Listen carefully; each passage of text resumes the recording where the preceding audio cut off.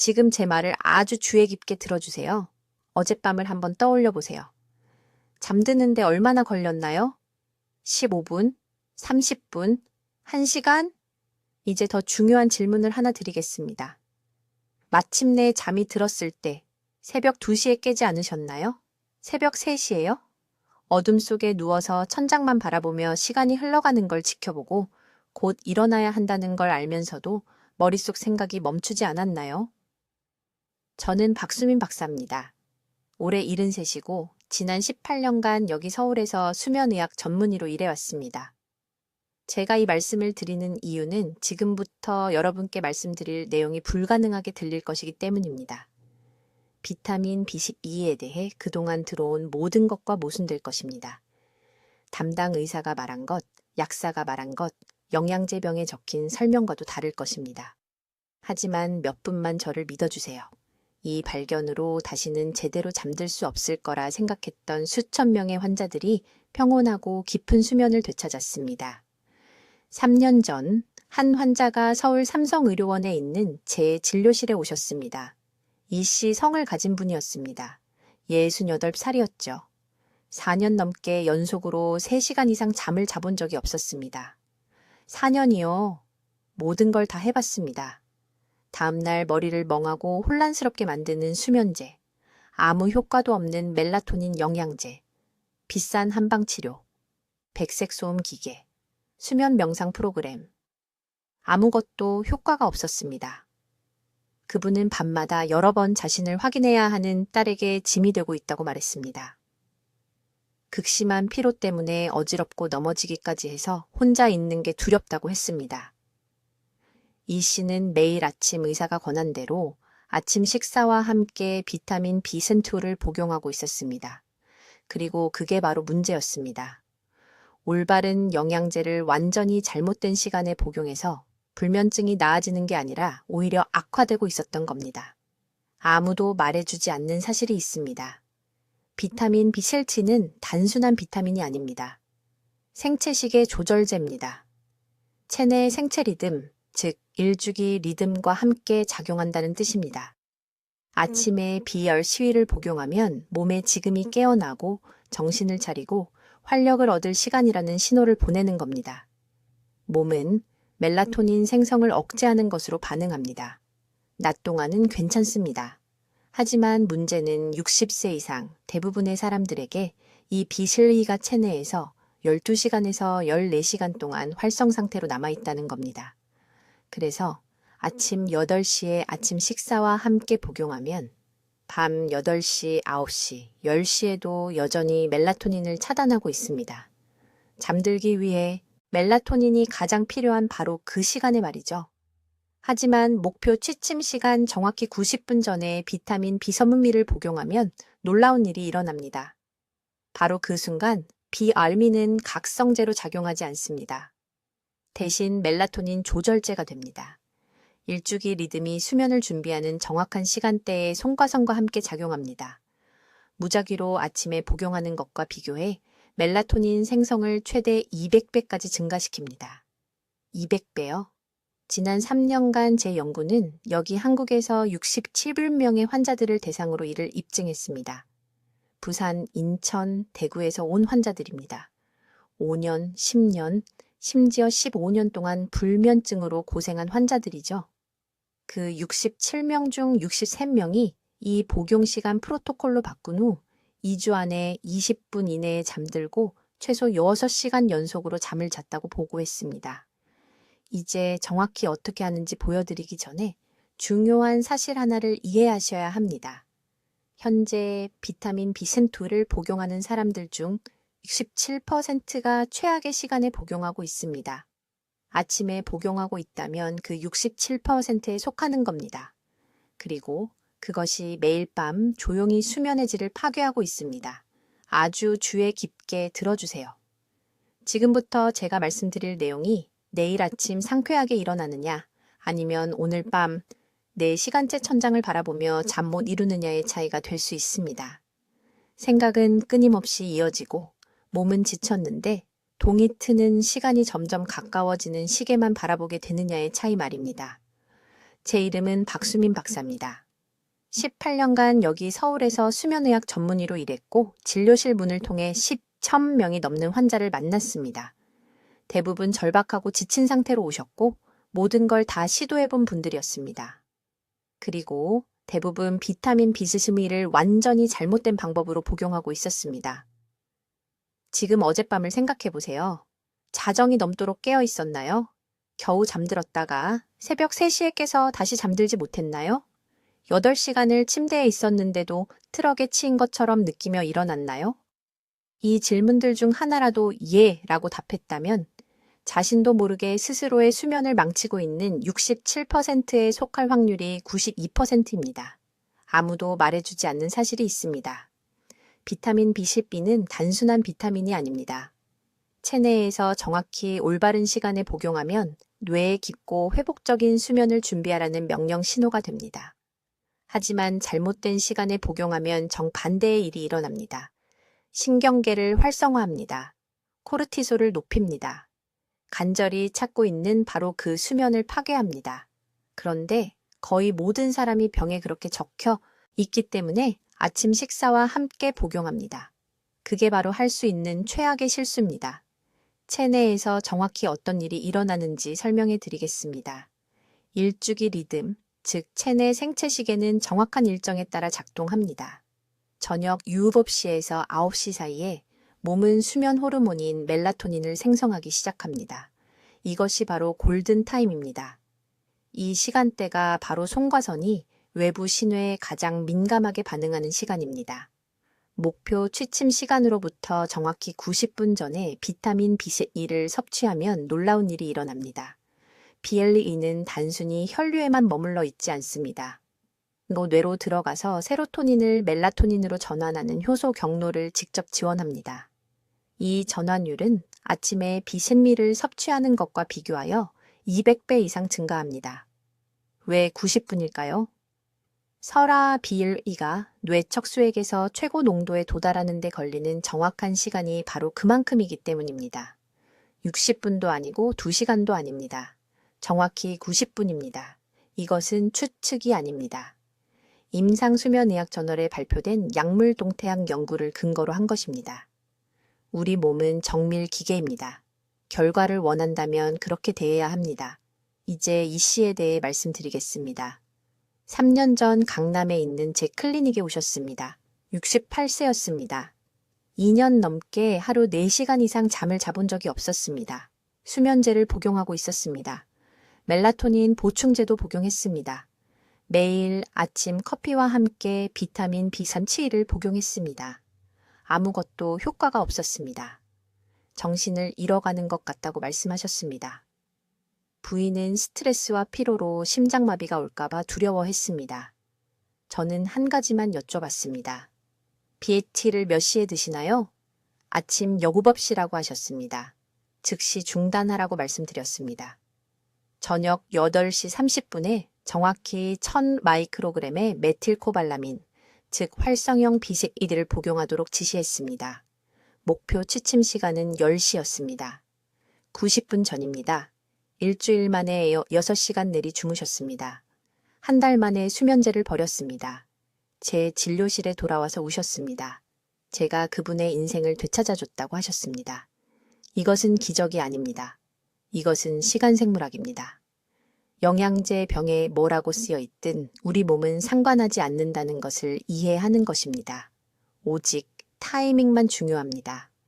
이제 현재 여러분의 비타민 B가시 복용법이 어떻게 수면을 적극적으로 방해하고 있는지, 그리고 왜 한국 의사의 90%가 여전히 환자들에게 잘못된 조언을 하고 있는지 정확히 설명해 드리겠습니다. 이것은 비타민에 대해 알고 있다고 생각했던 모든 것을 바꿀 중요한 정보입니다. 지난 18년간 서울에 있는 제 수면 클리닉에서 똑같은 혼란을 가지고 오는 수천 명의 환자들을 지켜봤습니다. 가정의가 에너지를 준다고 다박해서 매일 아침 B12를 복용한다고 말합니다. 네, 그 의사 말이 완전히 맞습니다. B10는 실제로 에너지를 줍니다. 하지만 바로 그것이 아침에 복용하는 것이 밤에 잠드는 능력을 방해하는 이유입니다. 지금 아주 주의 깊게 들으십시오. 우리 몸은 일주기 리듬이라는 내부 시계로 작동합니다. 이것은 단순한 의학 이론이 아닙니다. 이것은 몸속의 모든 호르몬이 언제 분비되는지를 조절하는 물리적이고 생물학적인 시계입니다. 그리고 아무도 말해주지 않는 것이 있습니다. 비타민 B12는 수면 호르몬인 멜라토닌과 직접적인 관계가 있습니다. 하지만 이 관계는 목표 취침 시간 전 아주 특정한 90분 동안만 활성화됩니다. 간단하게 설명해 드리겠습니다. 아침에 B12를 복용하면 우리 몸은 그것을 에너지 생산에 사용합니다. 낮 동안 세포들이 그것을 소진해버립니다. 밤이 되면 멜라토닌 생성을 조절하는 데 도움이 될 B10B가 혈류에 거의 남아있지 않습니다. 이 비타민의 수면 효과를 완전히 낭비한 것입니다. 하지만 잠들고 싶은 시간으로부터 정확히 90분 전에 비오리를 복용하면 놀라운 일이 일어납니다. 우리 몸은 이미 자연스러운 진정 과정을 시작하고 있습니다. 천이 떨어지고 있습니다. 코르티솔 수치가 낮아지고 있습니다. 그리고 바로 이 순간 뇌의 송과선이 멜라토닌을 분비할 준비를 할 때 B10T가 시스템에 도착합니다. 멜라토닌 생성을 위한 신호 증폭기처럼 작용합니다. 그 결과는 무작위 타이밍보다 200배 더 효과적입니다. 저는 7년 전 강남구에 사시는 68세 이 씨라는 환자를 치료할 때 이 방법을 발견했습니다. 그분은 12년간 만성 불면증을 앓았습니다. 12년간 효과가 없어진 수면제. 12년간 새벽 3시까지 잠들지 못하고 누워 있었습니다. 딸이 입원을 고려하기 전 마지막 수단으로 저에게 데려왔습니다. 이 씨는 의사가 권한 대로 매일 아침 식사와 함께 비하우스를 복용하고 있었습니다. 즉시 중단하라고 말씀드렸습니다. 10시에 자고 싶어 하셨기 때문에 저녁 8시 30분에 정확히 1000자 마이크로그램의 메틸코발라민 B10T를 복용하도록 지시했습니다. 4일 만에 밤새 주무셨습니다. 2주 만에 딸이 감사의 눈물을 흘리며 전화했습니다. 이제 용량 조절을 이해해야 합니다. 50세 미만이면 1000자 마이크로그램이면 충분합니다. 50세에서 70세 사이라면 1500 마이크로그램으로 늘리십시오. 70세 이상이면 연 1000지 마이크로그램이 필요합니다. 나이가 들면서 흡수 능력이 크게 감소했기 때문입니다. 이것은 선택 사항이 아닙니다. 이 정확한 양이 중요합니다. 그리고 67%의 사람들이 저지르는 중요한 실수가 있습니다. 저녁 식사와 함께 비건티를 복용합니다. 저녁에 복용하니 똑똑하다고 생각합니다. 하지만 음식과 함께 복용하고 있고 특정 음식들은 비관리 흡수를 완전히 차단합니다. 지금 당장 적으십시오. 저녁 B2B를 복용하기 전후 2시간 이내에 유제품, 칼슘 보충제 또는 고섬유질 음식을 섭취하지 마십시오. 이 세 가지는 위장에서 B12와 결합하여 혈류로 들어가는 것을 막습니다. B12는 반드시 빈속의 맹물과 함께 취침 90분 전에 복용해야 합니다. 이제 충격적인 사실을 말씀드려야겠습니다. 수면을 위한 비타민 B12 복용에 대해 알고 있다고 생각하는 모든 것이 완전히 거꾸로 되어 있습니다. 그리고 이것은 실수가 바로 여러분 중 67%가 지금 이 순간에도 새벽 2시에 천장을 바라보며 잠 못 이루는 정확한 이유입니다. 비록 영양제를 빠짐없이 드시고 계시지만 말입니다. 분명히 말씀드리겠습니다. 아침 식사와 함께 비타민 B10T를 복용하실 때 제품 설명서에 나와 있는 대로 담당 의사 선생님께서 아마도 말씀하신 대로 하시면 여러분은 스스로 수면 구조를 망가뜨리고 계신 겁니다. 제 말을 제대로 들으셨습니다. 불면증을 더 악화시키고 계신 겁니다. 여러분 몸속에서 일어나는 일을 설명드리겠습니다. 비타민 B12는 단순히 에너지 비타민이 아닙니다. 그것은 영양제 업계가 수십 년 동안 여러분께 먹여온 위험한 반쪽짜리 진실입니다. 맞습니다. B12는 세포 에너지를 제공하지만 또한 90%의 의사들이 이해하지 못하는 메커니즘을 통해 일주기 리듬을 조절하는 중요한 역할을 합니다. B12는 송과선의 메틸화 주기에 직접적으로 영향을 미칩니다. 송과선은 뇌의 깊숙한 곳에 있는 작은 솔방울 모양의 구조물로 수면 호르몬인 멜라토닌을 생성합니다. 이른 아침에 비올2를 몸에 과다하게 넣으면 메틸화 활동이 급격히 증가합니다. 이 급증은 송과선에게 지금이 낮이고 깨어서 정신을 차려야 할 시간이라고 알려줍니다. 여러분의 몸은 이것을 멜라토닌 생성을 억제하라는 명령으로 해석합니다. 이 효과는 14시간에서 16시간 동안 지속됩니다. 그래서 아침 7시에 커피와 함께 비스티를 복용하시면 밤 9시나 10시에 멜라토닌 생성이 절실히 필요한 시간에도 송과선이 여전히 억제 모드에 있는 겁니다. 이것이 바로 잠자리에 들 시간에 신경이 곤두서는 이유입니다. 이것이 머릿속이 복잡한 이유입니다. 이것이 몸은 지쳤는데도 잠을 이루지 못하는 이유입니다. 잠들고 싶은 바로 그 순간에 깨어 있으라고 민타쿤터 뇌를 프로그래밍해 온 겁니다. 하지만 여기서 기적이 일어납니다. 목표 취침 시간 정확히 90분 전에 비타민 B10를 복용하시면 모든 것이 역전됩니다. 이 타이밍은 무작위가 아닙니다. 90분은 B12가 혈류로 들어가서 혈액 내장벽을 통과하고 코르티솔 수치가 자연스럽게 떨어지는 동안 송과선에 도달하는 정확한 시간입니다. 바로 이 순간에 일주기 리듬이 수면을 준비하고 있습니다. 천이 떨어지기 시작합니다. 아데노신 수치가 올라갑니다. 그리고 이제 이 자연스러운 과정에 맞서 싸우는 대신 B2가 그것을 강화합니다. 이 특정 시간에 B10위로 인한 메틸화 급증은 실제로 멜라토닌 생성을 억제하는 대신 가속화합니다. 파도를 타는 것으로 생각해 보세요. 파도를 거슬러 헤엄치면 부서집니다. 완벽한 순간에 파도를 타고 가면 해안까지 힘들이지 않고 미끄러지듯 갑니다. 이 시간에 여러분의 몸은 이미 수면을 향해 움직이고 있습니다. BLW는 전환을 부드럽고 강력하게 완료하는 데 필요한 생화학적 추진력을 제공합니다. 저는 서울에 있는 제 병원에서 이런 변화를 수백 번 목격했습니다. 바로 지난달에 초의 여사라는 74세 여성 환자분이 완전히 절박한 상태로 저를 찾아오셨습니다. 그분은 2년 동안 하룻밤에 3시간 이상 잠을 자본 적이 없었습니다. 2년간의 고문이었습니다. 이전 담당 의사가 하루 동안 에너지를 줄 거라고 말해서 매일 아침 B7를 복용하고 계셨습니다. 제가 그분을 90분 프로토콜로 바꿔서 10시 취침을 위해 저녁 8시 30분에 비플로이를 복용하게 했더니 사흘째 밤에 6시간을 연속으로 주무셨습니다. 그분은 제 진료실에서 우셨습니다.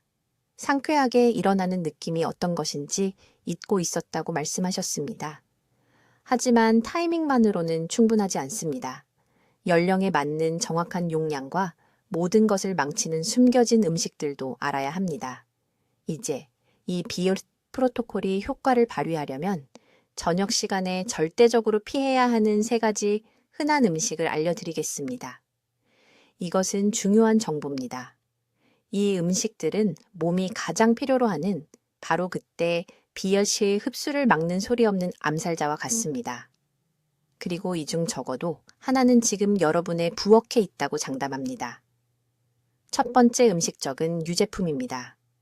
우유, 요구르트, 치즈, BLE 복용 4시간 이내에 섭취하는 모든 형태의 유제품은 여러분의 결과를 망칩니다.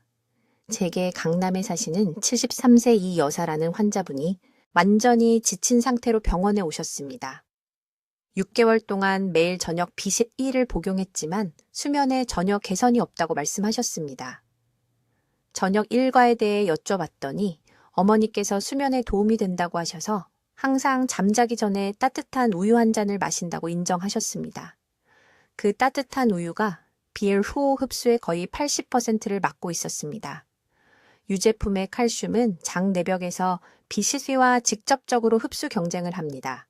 서로 싸웁니다. 그리고 칼슘은 수용체 부위를 물리적으로 막는 더 큰 분자이기 때문에 항상 이 싸움에서 이깁니다. 저녁 유제품을 제거한 지 일주일 만에 이 여사님은 5년 만에 처음으로 밤새 주무셨습니다. 비실외를 망치는 두 번째 음식은 영양제 복용 시간과 가깝게 먹는 고섬유질 식사입니다. 이제 여러분, 섬유질이 나쁘다는 말이 아닙니다. 섬유질은 건강에 필수적입니다. 하지만 타이밍이 전부입니다. 비심위를 복용하기 3시간 전에 채소, 통곡물 또는 콩을 많이 드시면 섬유질이 B12 분자를 감싸서 흡수되기 전에 소화기관을 통과해 바로 배출됩니다. 돈을 변기에 직접 버리는 것과 같습니다. 부산에 사시는 68세 은퇴교사 최 선생님을 치료했댔는데 매일 저녁 8시에 B22를 복용하는 것을 종교처럼 지키셨습니다. 하지만 건강해지고 싶어서 유혹 없이 30분의 저녁 식사로 거대한 샐러드를 드셨습니다. 좋은 의도가 결과를 망치고 있었습니다. 그 많은 생채소 섬유질의 거친 성분이 장에 장벽을 만들고 있었습니다. 큰 샐러드를 대신 점심시간으로 옮기고 저녁은 비스미 복용, 전 저녁 식사를 가볍게 한 후 2주 만에 수면의 질이 70% 향상되었습니다. 그는 이렇게 간단한 변화가 이렇게 극적인 차이를 만들 수 있다는 것을 믿을 수 없다는 메시지를 보내왔습니다. 세 번째이자 가장 충격적인 음식은 저녁에 먹는 감귤류와 산성이 높은 음식입니다. 오렌지, 자몽, 토마토, 식초 베이스 드레싱, 산성이 높은 모든 것들입니다. 이러한 음식들은 위와 장의 pH 균형을 바꿔서 B12가 제대로 처리될 수 없는 환경을 만듭니다. 대구에 사시는 75세 박 여사님은 매일 저녁 식사와 함께 신선한 오렌지 주스를 드시는 것을 좋아하셨습니다. 자신에게 건강에 좋은 일을 하고 있다고 생각하셨죠. 하지만 그 오렌지 주스가 소화관에 너무 산성인 환경을 만들어서 비엘리 보충제가 효과를 발휘하기도 전에 화학적으로 파괴되고 있었습니다. BLT 분자는 사실 극단적인 pH 조건에서 상당히 약합니다.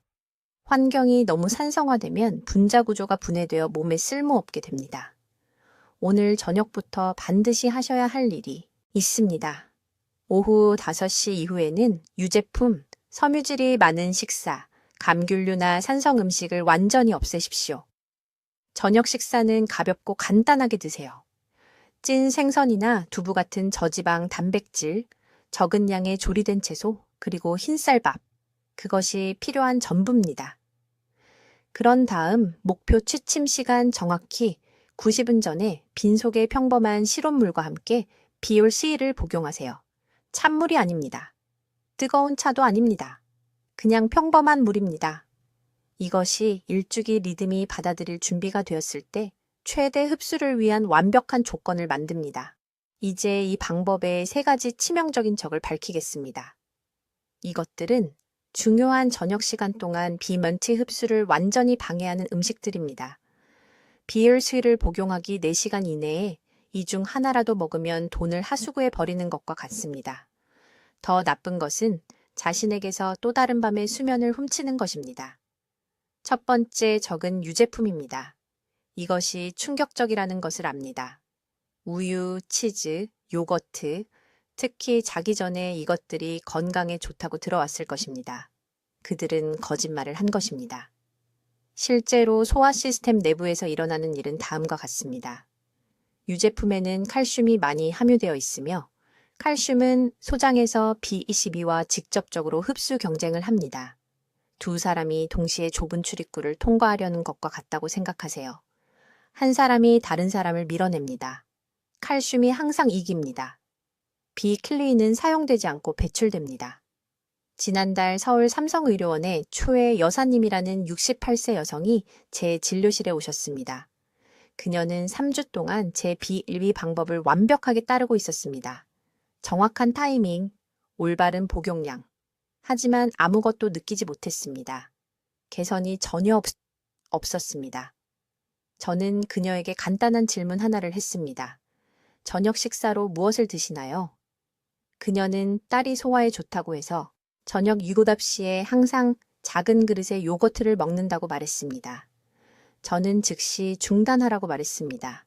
5일 만에 그녀는 울면서 제게 전화했습니다. 9년 만에 처음으로 여가갑 시간을 연속으로 잤다고 했습니다. 두 번째 적은 아무도 의심하지 않기 때문에 훨씬 더 위험합니다. 녹차입니다. 건강에 좋다고 생각하며 마십니다. 실제로는 수면 방법을 파괴하고 있습니다. 녹차에는 카테킨이라는 화합물이 들어 있습니다. 이 카테킨들은 위에서 비타민 B12와 결합하여 흡수를 완전히 불가능하게 만듭니다. 비올치를 삼키기 전에 비닐로 감싸는 것과 같습니다. 몸이 전혀 접근할 수 없습니다. 강남구에서 오신 71세 박 선생님이라는 환자가 있었습니다. 그는 저녁 녹차에 대해 종교적으로 지키셨습니다. 저녁 식사 직후인 저녁 18시에 매일 밤 2잔씩 긴장을 푸는 데 도움이 된다고 생각하셨습니다. 제 방법을 위해 없애라고 말했을 때 실제로 저와 논쟁하셨습니다. 할아버지가 녹차를 마셨고 93세까지 사셨다고 말씀하셨습니다. 저는 좋습니다. 차를 계속 드시고 불면증도 계속 가지세요 라고 말했습니다. 논쟁을 멈추셨습니다. 3주 후 제가 옳았다고 인정하셨습니다. 수면이 완전히 변했습니다. 세 번째 적을 들으면 화가 날 것입니다. 제산제입니다. 속쓰림 약, 위산 억제제. 60세 이상의 수백만 명이 매일 이것을 복용합니다. 이 약들이 비안실을 흡수하는 능력을 조용히 파괴하고 있다는 것을 전혀 모릅니다. 위는 단백질에서 B12를 분리하고 흡수를 준비하기 위해 산이 필요합니다. 그 산을 억제하면 B12가 통과해야 하는 문을 잠그는 것입니다. 부산에서 온 이 여사님이라는 73세 여성이 저를 찾아오셨습니다. 저를 만나기 위해 기차로 3시간을 여행하셨습니다. 역류 때문에 12년 동안 제산제를 복용하고 계셨습니다. 또한 심한 불면증과 지속적인 피로를 호소하셨습니다. 제산제가 2가지 문제를 모두 일으키고 있다고 말씀드렸습니다. 대안을 찾기 위해 소화기내과 전문의와 함께 일해야 했습니다. 제산제를 중단하고 제 비의 1위 방법을 시작한 지 2개월 만에 편지를 보내셨습니다. 20년은 젊어진 것 같다고 하셨습니다. 지금 제 말을 아주 주의 깊게 들으세요. 이것을 다 듣고 난 후 부엌으로 가세요. 냉장고를 확인하세요. 찬장을 확인하세요. 저녁에 이 3가지 중 하나라도 먹거나 마셔왔다면 이제 왜 수면에 아무것도 효과가 없었는지 이해할 것입니다. 이것이 모든 것을 바꿀 황금 시간입니다. 오늘 저녁부터 저녁 일과에서 이 적들을 제거하세요.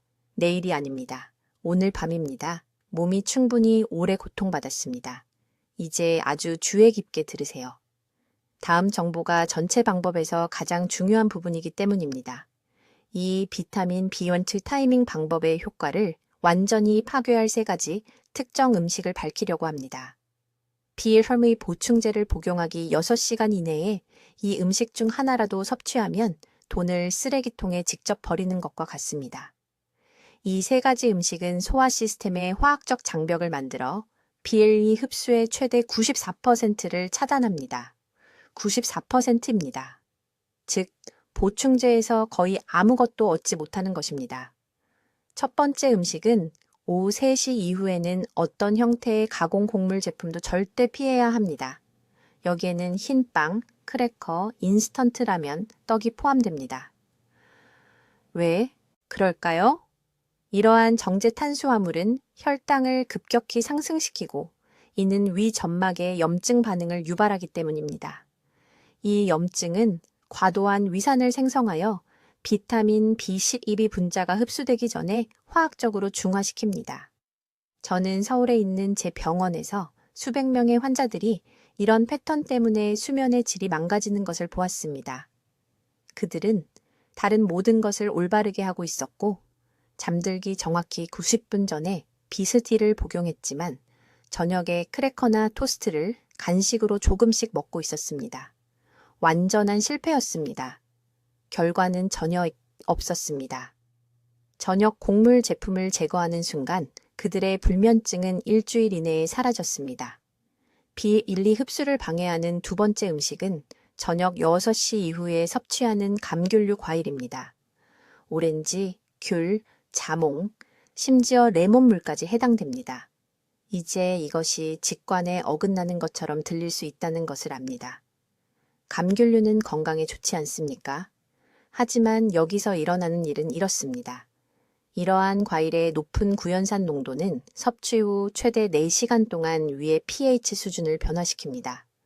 비타민 B7E는 단백질 결합에서 분리되어 생체 이용 가능하게 되기 위해 매우 특정한 산성 환경이 필요합니다.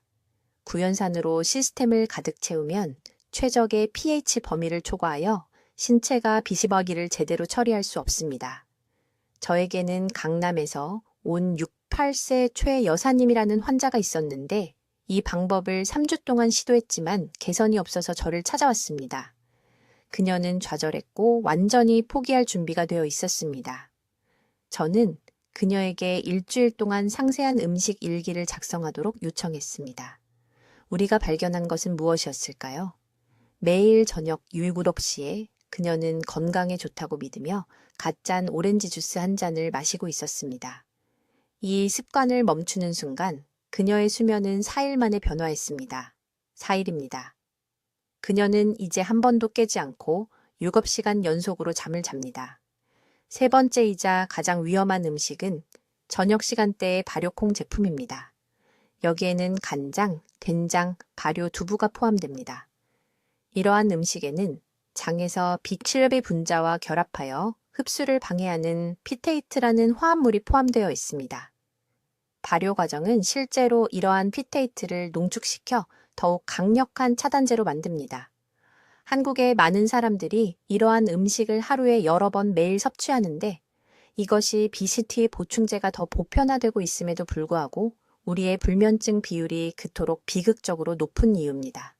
오늘 밤을 위한 행동 계획은 다음과 같습니다.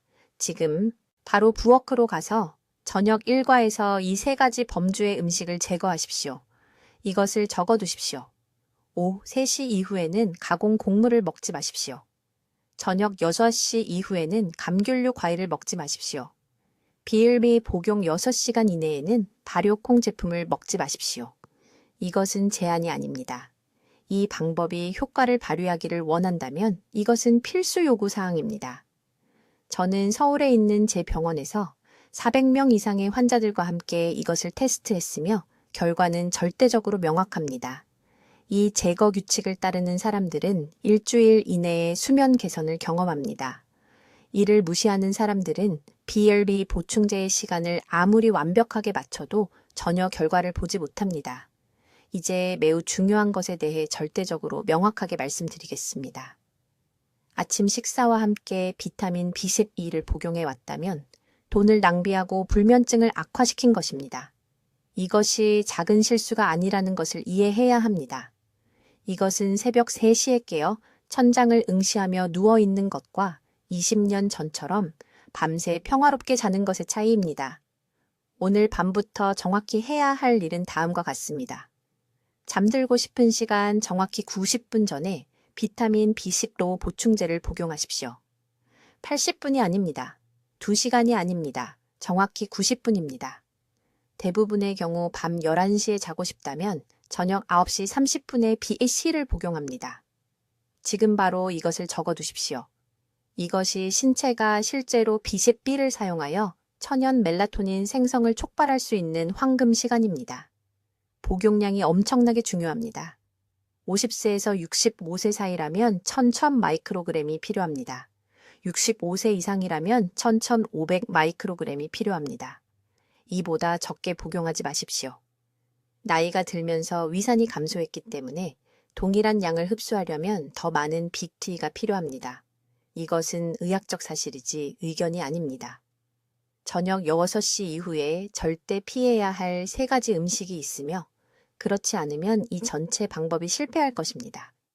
첫째, 커피나 카페인입니다. 이것은 명백하지만 여전히 밤 8시에 녹차를 마시면서 왜 아무것도 효과가 없는지 궁금해하는 환자들을 봅니다. 둘째, 저녁 식사로 무거운 붉은 고기입니다. 붉은 고기의 철분은 소화 시스템에서 비톨리 흡수와 경쟁합니다. 저녁으로 소고기를 먹었다면 복용하는 비블미는 흡수되지 않고 그대로 통과할 것입니다. 셋째, 그리고 이것은 모든 사람을 놀라게 하는데 어떤 종류의 알코올도 마찬가지입니다. 작은 와인 한 잔조차도 저녁 시간대에 신체가 B12를 처리하는데 필요한 특정 효소를 차단합니다. 지난해 서울에 있는 제 병원에서 치료한 환자에 대해 말씀드리겠습니다. 71세의 초애 선생님은 4년간의 심한 불면증 끝에 저를 찾아왔습니다. 그는 매일 아침 다른 비타민과 함께 비허르시를 복용하고 있었습니다.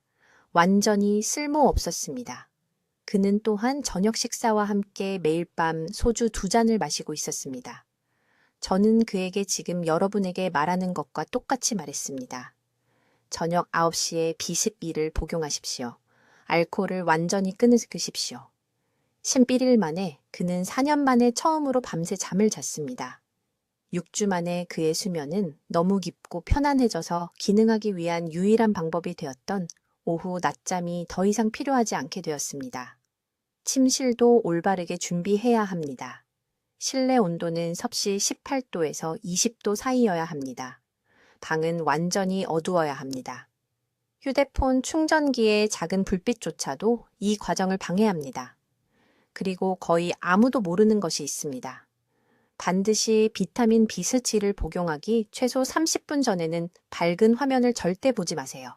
휴대전화와 컴퓨터에서 나오는 청색광은 뇌의 수면 준비를 멈추라는 신호를 보내고 신체가 비타민 B12에 반응하는 방식을 방해합니다.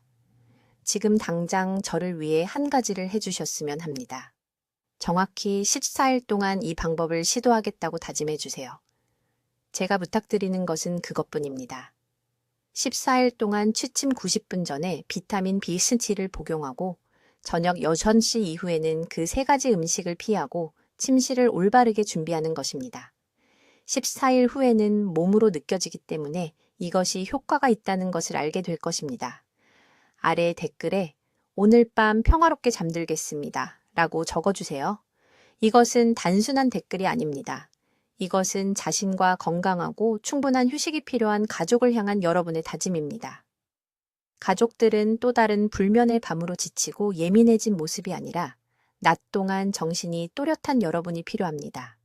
이 정보가 도움이 되셨다면 불면증으로 고통받는 주변의 모든 분들과 이것을 공유할 도덕적 의무가 있습니다. 매일 밤 수면제를 복용하는 여동생이나 언니, 새벽이 오기 전에 5번씩 깨는 친구, 옆에서 뒤척이는 배우자에게 말입니다. 지금 당장 공유 버튼을 눌러주세요. 누군가를 수년간의 불필요한 고통에서 구할 수 있습니다. 저는 박수민 박사입니다. 오늘 밤 모두 편안히 주무세요. 댓글로 알려주세요. 현재 비타민 B12를 몇 시에 복용하고 계시며 언제 90분 방법으로 바꾸실 건가요? 여러분의 수면 개선 여정이 궁금합니다. 더 많은 과학적 근거에 기반한 건강 정보를 받아보시려면 구독해 주시고 수면 문제로 어려움을 겪는 친구와 가족에게 이 영상을 공유해 주세요. 분명 감사해야 할 것입니다. 듣기만 해도 지혜로워지는 저희 채널을 시청해 주셔서 감사합니다.